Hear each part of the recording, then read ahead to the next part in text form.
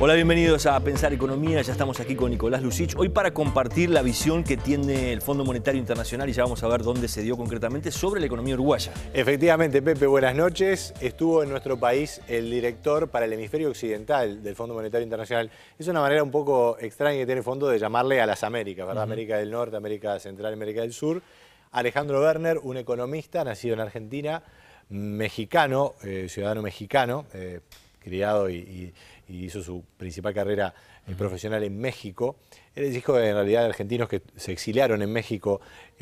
durante las últimas décadas y se desarrolló su actividad profesional particularmente en el país azteca y ahora con una proyección muy importante. Es uno de los principales jerarcas del Fondo Monetario que estuvo en Uruguay para presentar el informe sobre toda la región, lo lanzaron desde aquí de Uruguay y hablamos con él en una extensa entrevista, parte de la cual la compartimos en Subrayado Informativo de Canal 10, pero la vamos a tener completa aquí en Pensar Economía. Vamos a ver. ¿Cuáles son los elementos que usted ve como más significativos en la situación de la economía uruguaya? En el informe se planteaban, no hay riesgos de corto plazo para América Latina, pero sí algunos de mediano plazo. ¿Cómo es el caso del Uruguay? Yo te diría, la economía de Uruguay ha tenido unos años muy buenos en la última década, asociado obviamente a todo el proceso de corrección macrofinanciera que se dio a partir del año 2002-2003 y luego en los últimos años un crecimiento muy importante, sustentado en el crecimiento regional, en crecimientos en productividad, en un proceso de inversión muy acelerado que obviamente ha generado un crecimiento superior al 5% en promedio y beneficios muy importantes para la población. Yendo y mirando para adelante, un poco lo que decimos en el reporte es que además de los factores internos, en términos de corrección de políticas, de un buen modelo económico, etcétera, que se ha visto en Uruguay y en otros países de la región, pues claramente un entorno de bajas tasas de interés internacionales, términos de intercambio elevados, tanto en la parte agropecuaria como energética, etcétera, ha sido un elemento que ha ayudado a la región. Y viendo para adelante, consideramos que en lo que son los precios de las materias primas, esos van a estar constantes o van a tener ligeros descensos. Y eventualmente las tasas de interés internacionales van a empezar a incrementarse por ahí del año 2015-2016. Y los países de la región tienen que ir haciendo ajustes para que básicamente podamos seguir teniendo un desempeño económico muy favorable en un contexto de menores ingresos por los precios de nuestras exportaciones y de un mayor costo financiero para el endeudamiento que se requiere hacer tanto por el sector privado o por el sector público. Y por último, yo te diría que también parte del crecimiento que vimos en los últimos años se sustentó en que las economías partían de un nivel inicial de uso de sus factores de la producción, por ejemplo, niveles de desempleo elevados, y por lo tanto era fácil atraer esa mano de obra a actividades productivas e incrementar el Producto Interno Bruto, y lo mismo con el factor capital. Hoy por hoy, en general, las economías de la región, y Uruguay es un caso similar, pues básicamente tiene niveles de desempleo muy bajos y también tiene un uso muy elevado de la capacidad instalada. Entonces, para crecer en los próximos años va a ser importante recurrir más al crecimiento de la productividad y mantener el proceso de inversión que hemos visto en los últimos años o dinamizarlo aún más para poder mantener tasas de crecimiento tan elevadas como las vimos en los últimos años. ¿Cuáles son las grandes vulnerabilidades del Uruguay hoy? Mira, yo te diría que vulnerabilidades difícil identificarlas. Yo te diría en términos de retos claramente el disminuir la inflación a los niveles que son, el objetivo del Banco Central en el mediano plazo, creo que es un reto importante. También en el mediano plazo, el seguir con una política fiscal como la que se ha venido implementando en los últimos años, que contribuye a la reducción de deuda PIB para alcanzar los objetivos de mediano plazo que ha establecido el gobierno, es un factor importante. Y yo te diría en la parte real, pues claramente el enfatizar la inversión en infraestructura para que todo este proceso de crecimiento que tiene un componente importante que mira hacia afuera, liderado por el sector exportador, etcétera, no se enfrente a cuellos de botella importante, dado el crecimiento que se ha tenido en los últimos años, ¿no? Este es un factor que vemos en muchos países de la región, que la infraestructura pues, ya está mostrando, digamos, factores de restricción importante al proceso productivo, y obviamente hay que hacer inversiones importantes en puertos, aeropuertos, carreteras, etcétera, para que se pueda seguir contribuyendo de manera importante a este fenómeno. Sin conocer el caso particular del Uruguay, te diría que también en la región es importante enfatizar el tema de las telecomunicaciones. Un factor muy importante hoy en día es todo el avance tecnológico que estamos viendo, y que yo creo que también podría llegar a ser una limitante importante para ir migrando a un proceso de crecimiento más dinámico en el sector servicios en muchos países de la región, y también en el caso del Uruguay, combinar una población con niveles de educación relativamente altos desde el punto de vista regional, con infraestructura que ayude a la creación de nuevos negocios en el sector servicios. ¿Lo encontró muy caro al Uruguay? Pues la verdad he sido invitado a muchos lados Está y bien. en ese sentido, más bien lo que hemos visto son los análisis que hacemos y están en el documento, pues que obviamente el tipo de cambio está en el lado fuerte de una banda, digamos, si vemos el tipo de cambio real de los últimos 20 años, pero también responde al dinamismo que ha tenido esta economía, al dinamismo exportador que se ha visto en ciertos sectores, a la entrada de capitales, y sí responde a una realidad internacional que estamos viendo en varios países de la región, y como decíamos en la conferencia de prensa, pues claramente también se tiene que trabajar por el lado de modular el crecimiento de la demanda agregada, por el lado de evitar, digamos, un crecimiento desmedido en el crédito bancario, que tampoco lo hemos visto, y también utilizando las herramientas que tiene el Banco Central, como la acumulación de reservas, para pues tratar de, digamos, resolver de la mejor manera posible este dilema en el cual estas economías están creciendo, como la economía uruguaya, de manera muy importante, están atrayendo capital, que también este capital se ve alimentado por bajas tasas de interés internacional, y hay que tratar de aprovechar este entorno, minimizando efectos sobre la competitividad que se puedan dar vía el tipo de cambio, como lo ha venido haciendo hasta ahora, a través de encajes y a través de acumulación de reservas el Banco Central. ¿Considera que está llevando adelante bien eso el Banco Central, o debería incorporar alguna otra medida? Porque las reservas ya son, digamos, el Banco Central tiene reservas mucho más de las que el propio banco desearía, y está con una inflación alta, pero conteniendo el tipo de cambio también, y eso le genera la necesidad de comprar dólares y, para no generar inflación, emitir deuda de corto plazo. Y es un dilema difícil para el Banco Central. Sí, o sea, por lo que hemos visto hasta la fecha, creemos que el Banco Central ha logrado, digamos, una combinación de estos instrumentos que tiene apropiada cuando analizamos, digamos, lo que se ha hecho en la región. Claramente un marco de política donde también haya más ayuda por el lado fiscal para contribuir, digamos, con una menor presión sobre la demanda agregada podría ser bueno en el mediano plazo, y sobre todo cómo aprovechar esta oportunidad donde el crecimiento es saludable, donde, digamos, una parte importante de la población también tiene acceso al crédito, los niveles de empleo son muy buenos, etcétera, para, digamos, reforzar la parte de fortaleza y solvencia fiscal en periodos donde la economía lo puede absorber de manera más saludable que en periodos luego más difíciles donde el impacto sobre el desempeño económico puede ser más costoso. ¿Cómo sería esa política fiscal? ¿Es un ajuste fiscal? ¿Es mantener el gasto y no incrementarlo, o reducir el gasto? Mira, yo te diría que esa política fiscal se tiene que plantear en un escenario de mediano plazo, de convergencia a los niveles de mediano plazo de deuda PIB que el propio gobierno ya ha planteado, y tal vez aprovechar este momento para obviamente implementar o reacelerar ese proceso de convergencia a los propios objetivos del gobierno. Creo que lo más importante es tener una política fiscal creíble y sostenible en el mediano plazo y más bien aprovechar estos momentos de buen desempeño económico para la correcta implementación de ese plan. La capacidad de tipo de cambio flexible de amortiguar los efectos de los shocks externos es muy importante y se vio en el Uruguay en el año 2009 cuando irrumpió la crisis financiera. Ahora bien, ahora los niveles de deuda son más elevados y es deuda que si bien no es en dólares, es en moneda local, está indexada por inflación. Es una situación particular seguramente. ¿Cómo lo ve eso?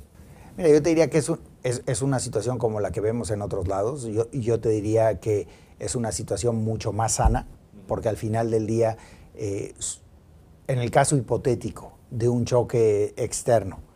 que haga que el tipo de cambio real tenga que estar más depreciado, pues básicamente lo que hemos visto en los bancos centrales de la región es que esta depreciación se ha visto con una contaminación mucho más baja al proceso inflacionario. Entonces, por el lado del costo financiero de la deuda indexada a la inflación, no sería tan alto y obviamente se alcanzaría, digamos, los movimientos en el tipo de cambio, que haría que en muchos casos los capitales que tenían intenciones de salir, al ver el tipo de cambio ya a nuevos niveles, digan a estos niveles ya, pues no es tan conveniente retirar mis recursos de esta economía y aquí los dejo. Eso lo vimos, digamos, en economías como México, Colombia, como tú ya estás mencionando el caso de Uruguay en el 2009, donde el tipo de cambio por primera vez en América Latina realmente fungió como este elemento contracíclico que ayudó al ajuste real, pero al mismo tiempo no generó una retroalimentación sobre la inflación y sobre miedos financieros como veíamos en el pasado en estas economías. Entonces, claramente sería mejor estar en el estado que le sigue al desarrollo de los mercados financieros en el Uruguay, que sería tener deuda nominal con tasas fijas a largo plazo, pero el cambio de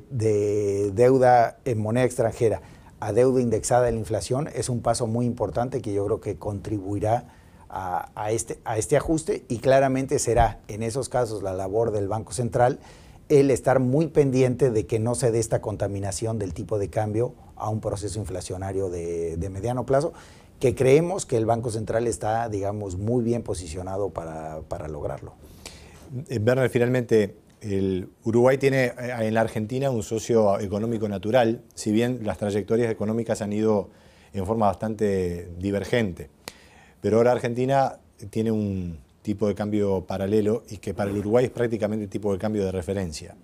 Dejando de lado la situación argentina, que sabemos el Fondo Monetario no la ha analizado en profundidad, para el Uruguay, en la medida que es muy dependiente de la Argentina, no tanto ahora en lo financiero, sino en la economía real. No pasa mucho tiempo en que los costos de un otro lado del río tienen que equilibrarse, los precios de las casas, de los servicios, los propios salarios. ¿Cómo puede enfrentar Uruguay esta devaluación en Argentina?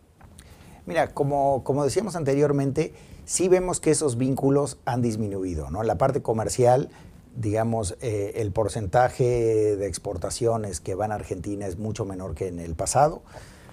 Como tú mencionabas, en la parte financiera, el porcentaje de depósitos que tiene el sistema financiero uruguayo proveniente de Argentina es menor y vemos obviamente una concentración importante en la parte de turismo y en la inversión extranjera directa. Yo te diría, en la medida que se vea que la situación en Argentina, que como te digo, el impacto será sustancialmente menor al que se vio en el pasado, pero en la medida que empiece a tener efectos sobre las variables de balanza comercial importantes, ya sea por el lado de exportaciones, por el lado de turismo, etcétera, pues obviamente el propio régimen de tipo de cambio flexible irá generando los ajustes para modular esta situación y obviamente para limitar los impactos sobre competitividad de la moneda local. Entonces yo obviamente estaría preocupado porque claramente es un factor externo importante y como tú dices, digamos, es una economía, dos economías que están integradas a veces un poquito más allá de lo que los números nos pueden indicar o que tal vez esta vinculación por el lado de las importaciones puede crecer un poco más y de manera un poco más rápida, pero sí creo que el Uruguay, digamos, ha trabajado de manera importante en los últimos años para mitigar esta posible contaminación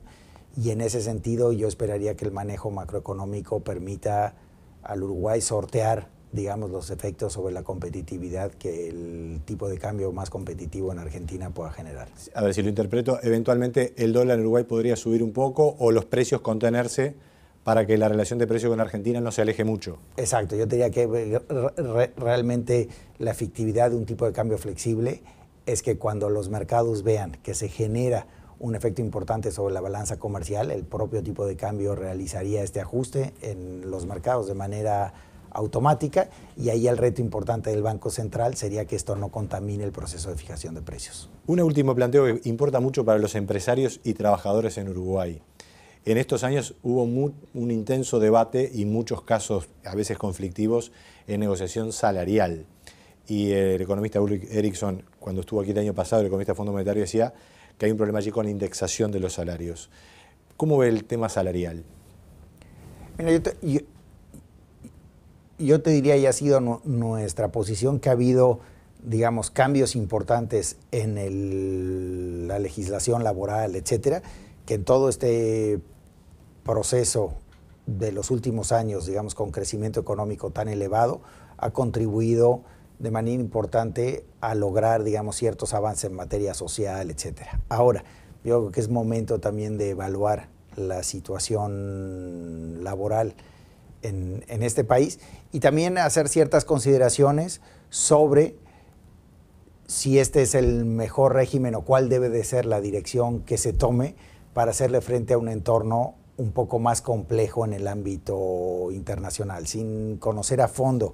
la legislación laboral y el mercado laboral aquí en el Uruguay, lo que yo te diría es que sí hay que estar muy atento y hay que analizar de manera sensata si todos los cambios que se han hecho y los avances que se han hecho van a operar de manera